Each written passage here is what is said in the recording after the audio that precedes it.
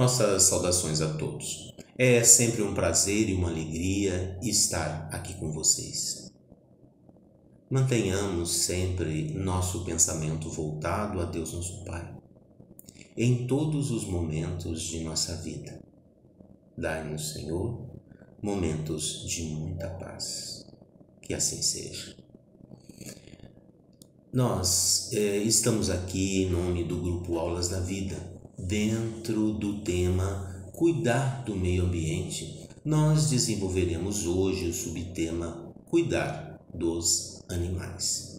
Isso sempre à luz do Evangelho de Jesus, com os esclarecimentos que nos são oferecidos pela doutrina dos Espíritos. Encontramos já expresso na Bíblia que cabe ao homem justo empenhar-se em cuidar de seus animais. Isso consta em Provérbios 12:10. Lembrando que o livro dos Provérbios, ou Provérbios de Salomão, é um dos livros poéticos e de sabedoria que constam do Antigo Testamento da Bíblia cristã. Ele diz que o homem justo cuida de seus rebanhos, contrapondo-se ao homem impuro, cujos atos são sempre cruéis.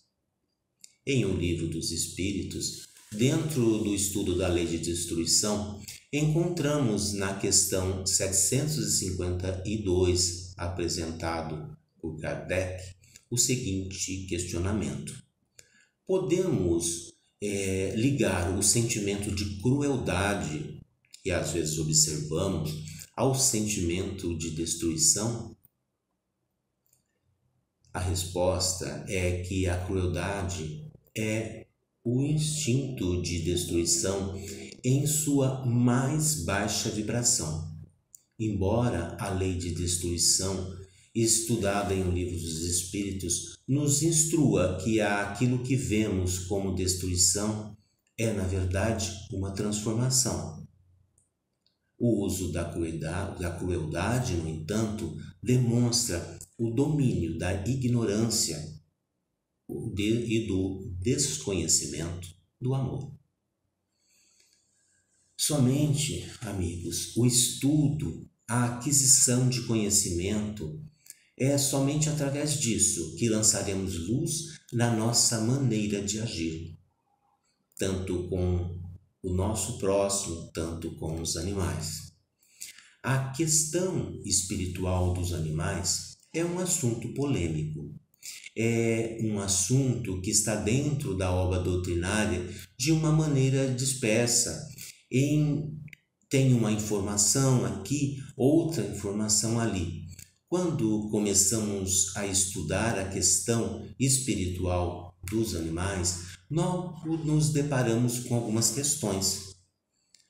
Por que os animais sofrem? É uma pergunta que muitas pessoas fazem. Porque os animais não têm aquele comprometimento na relação de causa e efeito. Eles não têm karma.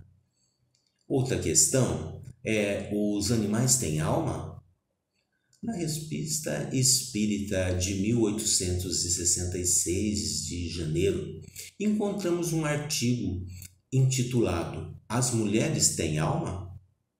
Kardec estava com esse título instigante, referindo-se ao preconceito que as mulheres ainda eram vítimas no século XIX. Buscando referenciar na história, vemos no final do século XVIII, cerca de 60 anos, 80 anos antes de Kardec, na Revolução Francesa.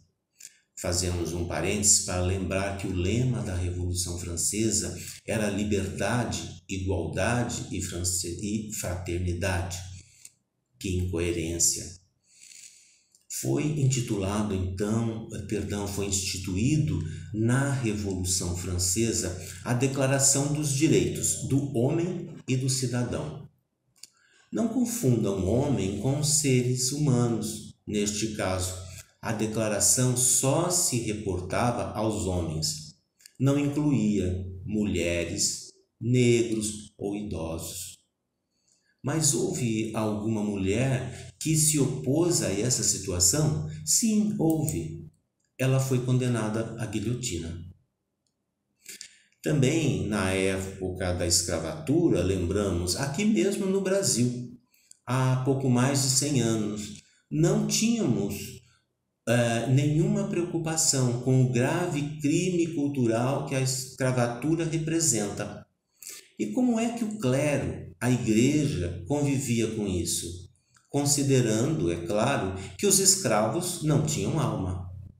Então, essa questão, as mulheres não têm alma, as mulheres não estão dentro dos mesmos direitos que os homens. Os escravos não têm alma, os animais não têm alma. É essa simplesmente uma estratégia que se destaca de exercício do poder. Toda vez que você considera que algo não tem alma, ele se torna uma coisa. E eu posso fazer o que quiser com uma coisa. A coisificação é um aspecto muito importante que deve ser considerado e estudado. As coisas ocupam área diferenciada em nosso cérebro. E o que isso significa? Exemplificando, embora eu tenha desenvolvido respeito pela vida, eu não coloco as coisas no mesmo nível. Elas ocupam espaços diferentes em nosso cérebro, para as quais as coisas eu tenho um outro padrão de comportamento. Como assim? Imagine-se diante da seguinte cena: uma pessoa chuta uma criança. Isso gera em você uma indignação imediata e você é impulsionado a tomar uma atitude. Mas o mesmo não acontece se alguém chutar uma caixa, uma bola, uma bolinha de papel. Você pode achar até divertido. Percebam então o perigo da coisificação. Aquilo classificado como coisa recebe um padrão de tratamento registrado em seu cérebro específico, diferente da vida. Pessoas em condição de vulnerabilidade não são coisas. Idosos não são coisas. Animais não são coisas. Bom, conheçamos um pouco mais sobre os animais e o mundo espiritual. Eles são nossos companheiros desde o início da jornada do homem na Terra. Estamos falando, é claro, dos animais. Iremos juntos examinar essa relação de um ponto de vista mais amplo, muitas vezes esquecido. A experiência humana fez com que convivêssemos com os animais, domésticos ou agressivos, selvagens ou dóceis, pequenos ou de maior porte. Os animais fazem parte da vida humana. Certamente, quem possui um animal em casa, um cachorro, um gato, um passarinho, enfim, qualquer animal, irá concordar certamente com aquilo que iremos falar agora. Eles estão muito, muito longe de serem apenas máquinas. Todo mundo tem um animal de estimação. Ele é um membro da família. E quando se diz o animal tem alma, é recomendado a gente buscar a codificação. Então, em O Livro dos Espíritos, Kardec indaga aos espíritos se os animais têm alma. Ele, Kardec, faz uma pergunta muito mais elaborada e diz: os animais têm uma inteligência que em alguns momentos permite uma certa liberdade de ação. Partindo desse princípio, existe algo além da matéria? E os espíritos respondem: sim. Existe algo que sobrevive à morte. Ele vai um pouco além, e pergunta então: a inteligência do homem, a inteligência do animal emanam do mesmo princípio? E os espíritos respondem que sim. Só que no homem, essa inteligência já passou por uma evolução, um processo, um progresso, e a inteligência raciocinada é a inteligência que o homem dispõe, um diferencial diante da natureza, diante dos outros reinos. Então, em relação a essa questão, existe um caso lindíssimo vivenciado por Chico Xavier, a nossa referência, o nosso referencial, Chico Xavier.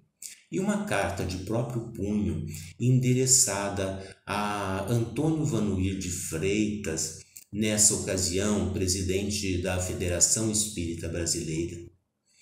Este caso está relatado em um livro que se chama Testemunhos de Chico Xavier, escrito por Sueli Caldas Schubert. Chico conta a Vanuir em sua carta que José, seu irmão, ao desencarnar, deixou recomendado cuidados com o Lorde. Lorde era um cão que eles gostavam muito.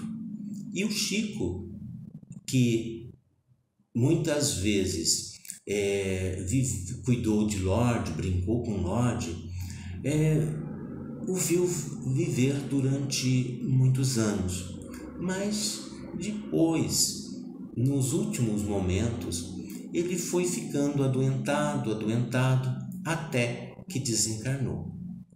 E no momento do desencarne, Chico relata que viu seu irmão José, lembrando já desencarnado, vir receber nos seus braços a figura espiritual do Lorde. Esse é um caso muito bonito. Ele confirma a resposta da questão 597 de O Livro dos Espíritos. Sim, os animais têm espírito que sobrevive à morte do corpo físico.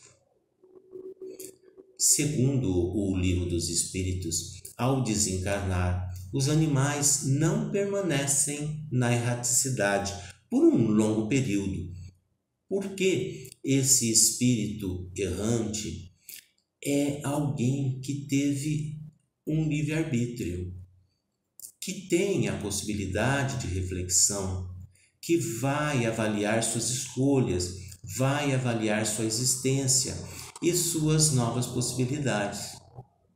Um animal não tem essa condição de análise, de avaliação, é próprio ao homem.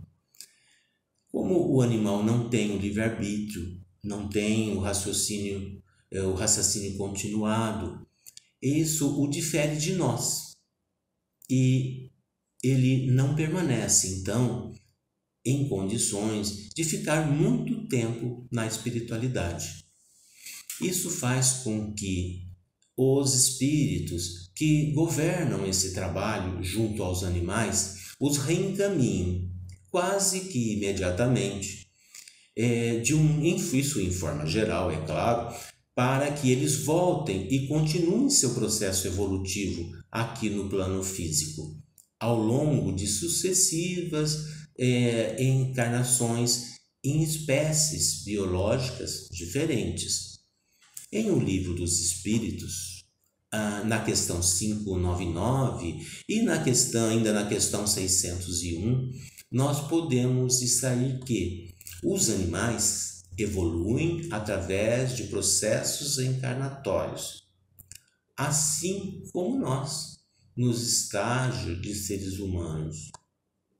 Os animais têm alma, evoluem no processo da reencarnação. Os animais têm individualidade, eles não têm consciência. Ter consciência é saber onde eu estou, o contexto em que estou incluído. Isso é ter consciência de si e do meio. Os animais têm individualidade. O que quer dizer?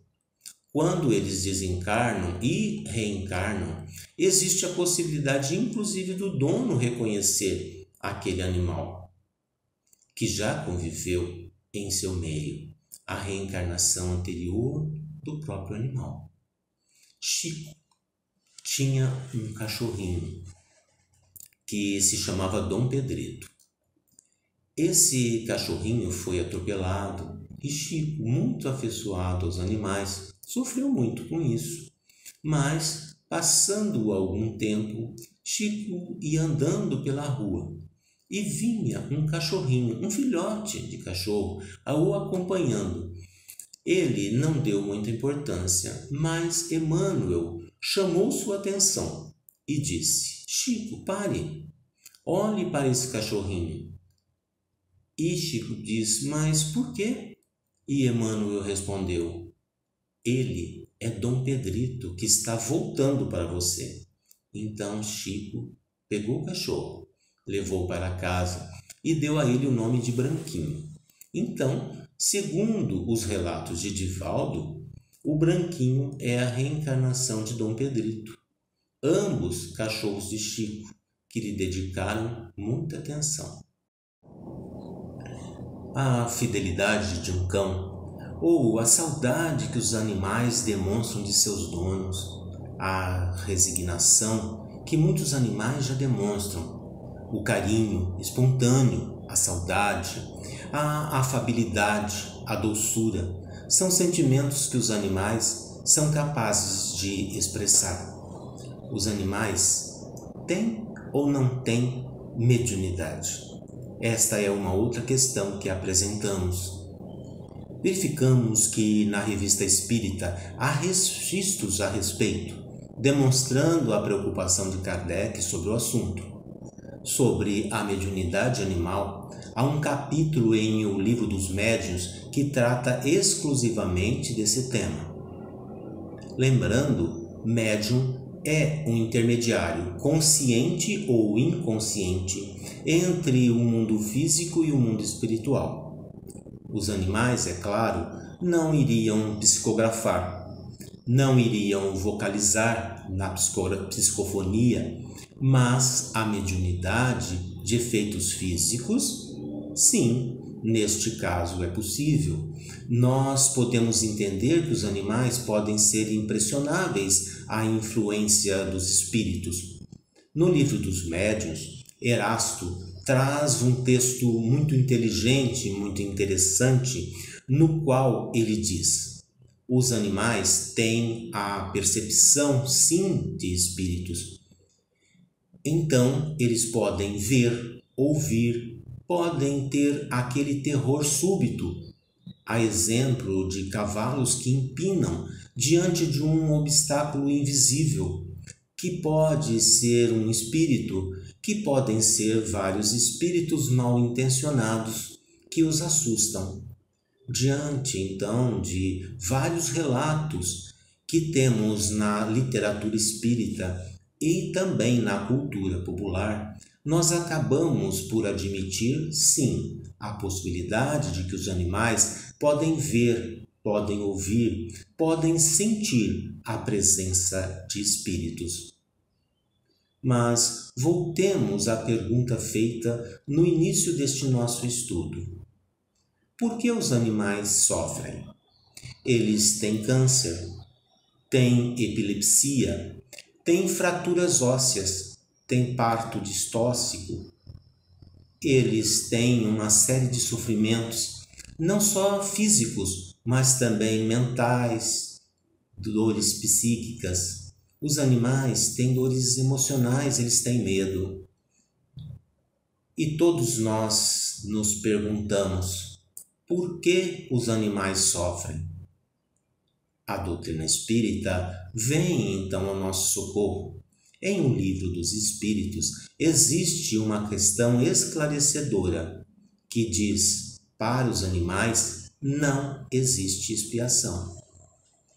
Lembrando que o sofrimento tem duas vertentes. Existe o sofrimento expiação, ao qual o ser humano às vezes está propício, Existe também o sofrimento aprendizado, o sofrimento educação, ao qual o ser humano passa também por ele. No caso dos animais, eles passam somente pelo sofrimento que é aprendizado, que é educação.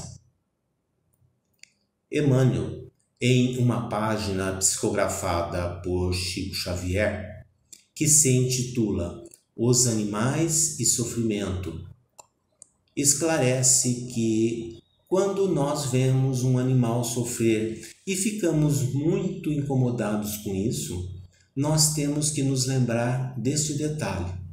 O sofrimento, a dor, sempre é uma lição educativa da vida para que aquele ser aprenda alguma coisa. Ele nos informou o seguinte, a título de exemplo: que mal terá praticado o aluno que se sujeitar aos rigores da escola? Eu fico pensando o seguinte: quando a gente pega o nosso filho, pequeno, num dia frio e chuvoso, e faz essa criança levantar-se da cama e a levamos para a escola, nós estamos causando a ela um certo sofrimento, ou pelo menos um grande desconforto. Então, se a gente perguntasse para a criança: você quer ir para a escola ou você quer ficar dormindo? A última opção seria ir para a escola, na certa. Mas mesmo assim, a gente pega a criança e a leva à escola. Por quê? Porque nós sabemos que ela vai aprender. Ela vai aprender através da escola. Conhecereis a verdade, e a verdade vos libertará. E é com esse propósito que estamos propondo o estudo do mito da caverna de Platão. Essa é a história mais famosa da filosofia. Em O Evangelho segundo o Espiritismo, ainda na introdução, Sócrates e Platão são apresentados como precursores da doutrina espírita. Isso significa que eles já tinham ideias espíritas mesmo antes da vinda de Jesus Cristo.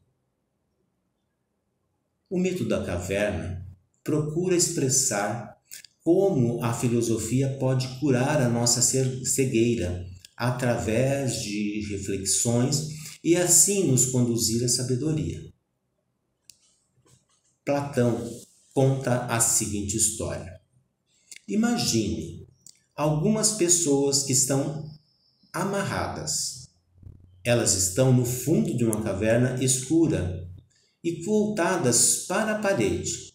Desta forma, elas só conseguem enxergar a parede.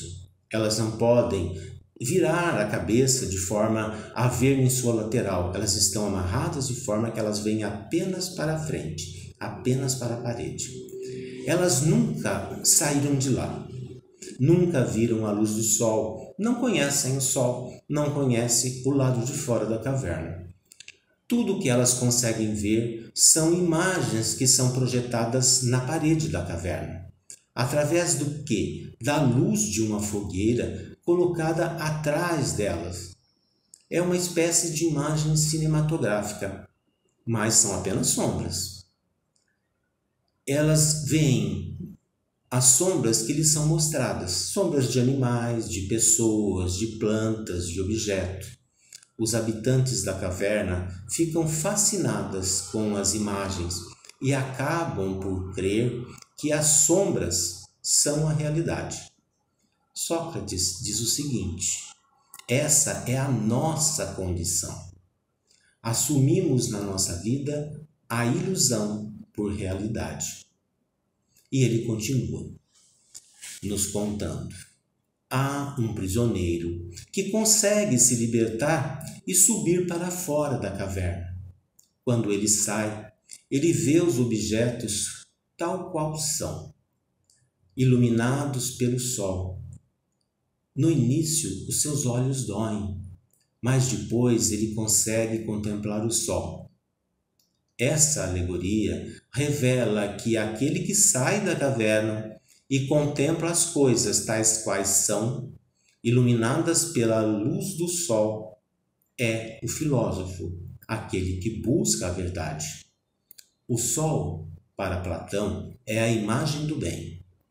A subida ao mundo superior é então a ascensão da alma, ou seja, antes o prisioneiro estava iludido e agora ele viu o sol. Ele sabe distinguir o que é real e o que é falso.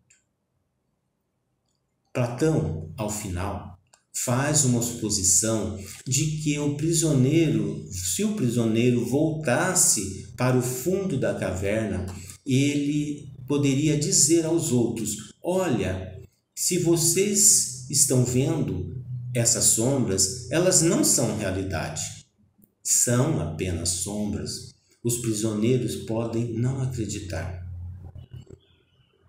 Vamos ver as lições que nos são apresentadas nesse mito da caverna.